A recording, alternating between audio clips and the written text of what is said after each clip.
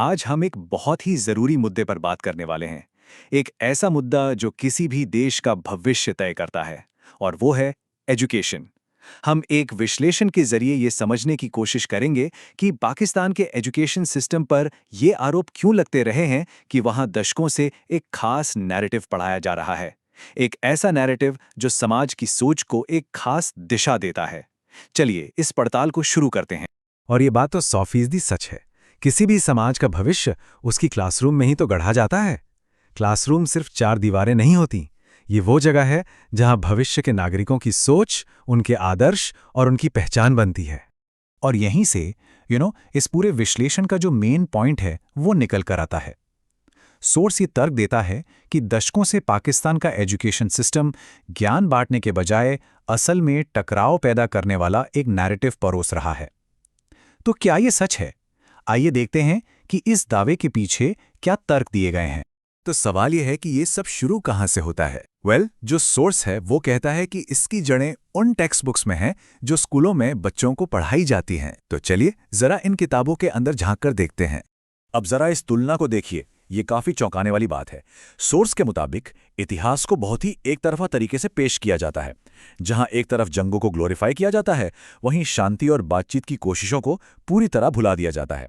भारत को हमेशा एक दुश्मन के तौर पर दिखाया जाता है, और जो अल्पसंख्यक हैं उनके योगदान को या तो नजरअंदाज कर दिया जाता है या फिर उन्हें एक नेगेटिव लाइट में दिखाया जाता है। लेकिन बात सिर्फ इतिहास को बदलने की नहीं है। सोर्स के मुताबिक ये मामला उससे कहीं ज्यादा गहरा है। ये असल में सोच को कंट्रोल करने की, एक खास आइडियोलॉजी को थोपने की एक सोची समझी कोशिश है। मकसद एक ऐसी पीढ़ी तैयार करना जो कभी सवाल ही ना करे। तो फिर ये कंट्रोल किया कैसे जाता है? मतलब तरीका क्या है? एनालिसिस के मुताबिक तरीका बड़ा सीधा है। बच्चों को ये सिखाया जाता है कि सवाल पूछना देश के खिलाफ है, और जो सरकार कह रही है उसे चुपचाप मान लेना ही असली देशभक्ति है। क्रिटिकल थिंकिंग को दबाया जाता है और उसकी जगह इमोशनल बातों को, जज्बाती नारों को हवा दी जाती है।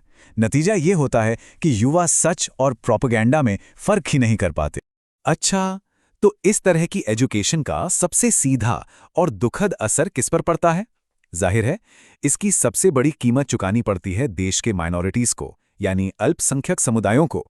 हम सब जानते हैं कि डाइवर्सिटी यानी विविधता किसी भी सोसाइटी की असली ताकत होती है ना? पर यहां पर कहानी को बिल्कुल पलट दिया गया है। विश्लेषण कहता है कि किताबों में विविधता को ताकत नहीं, बल्कि देश की पहचान के लिए एक खतरे की तरह दिखाया जाता है। मतलब साफ है, जो अलग है वो गलत। सोचिए, जब बच्चों के दिमाग में ये भर दिया जाए कि अलग होना मतलब खतरा, तो फिर क्या होगा? नतीजा बिल्कुल साफ है। सोर्स के मुताबिक इसी से समाज में असहिष्णुता, भेदभाव और सामाजिक बहिष्कार की भावना पनपती है, और ये सोच धीरे धीरे समाज की जड़ों तक पहुंच जाती है, जिससे अल्पसंख्यक हाशिए पर चले जाते हैं। और देखिए, इसका असर सिर्फ माइनॉरिटीज तक ही नहीं रुकता। सोर्स बताता है कि ये जहर धीरे धीरे पूरे समाज में फैल जाता है और समाज में ऐसी गहरी दरारें पैदा करता है जो भरती ही नहीं। सोर्स में एक बहुत ही पावरफुल बात कही गई है कि क्लासरूम में बोए गए ये नफरत के बीज ही हैं जो वक्त के साथ समाज में कट्टरता और हिंसा के जहरीले फल बनकर रुकते हैं। मतलब ये एक पूरा चेन रिएक्शन है, एक के बाद एक चीज होती है।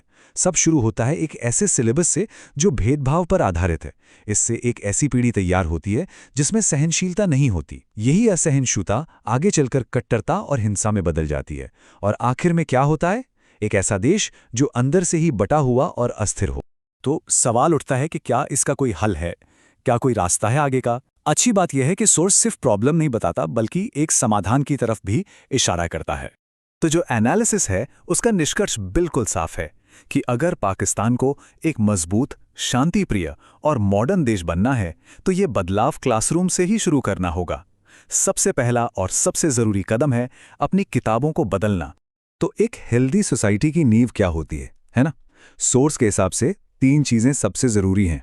पहला, एक ईमानदार इतिहास जो सच्चाई पर आधारित हो, न कि प्रोपेगेंडा पर। दूसरा, बहुलता की स्वीकृति, यानी ये मानना कि विविधता खतरा नहीं, खूबसूरती है। और तीसरा, सबसे जरूरी, सवाल पूछने की आजादी, ताकि बच्चे सोचना सीखें, सिर्फ मानना नहीं।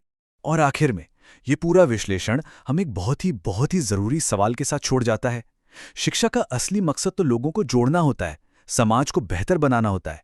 लेकिन तब क्या हो जब शिक्षा ही समाज को तोड़ने का एक जरिया बन जाए? ये सवाल सिर्फ एक देश के लिए नहीं, बल्कि हम सब के लिए एक बहुत बड़ी चेतावनी है।